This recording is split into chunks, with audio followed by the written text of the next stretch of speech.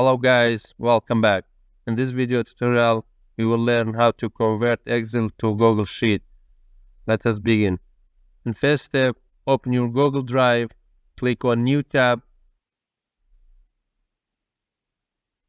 click on File, select Import.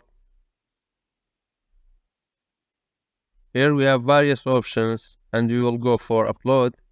Click on Browse. Select the Excel sheet that you want to convert into Google Sheet. Open. Here we have these options. Since we have already opened a Google Sheet, we will go for Replace. The Excel sheet with all features has been converted into Google Sheet. Thanks for watching. I hope you found this video to be helpful. For more daily tips and tricks, subscribe us and don't forget to like the video.